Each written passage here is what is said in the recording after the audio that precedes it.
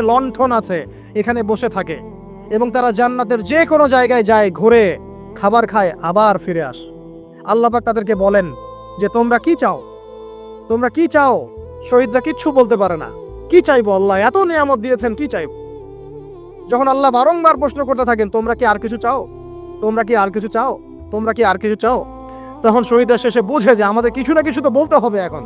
তখন তারা বলে, হে আল্লাহ, আমরা আরো একবার পৃথিবীতে যেতে চাই এবং তোমার পথে জীবন দিয়ে আবার ফিরে আসতে চাই।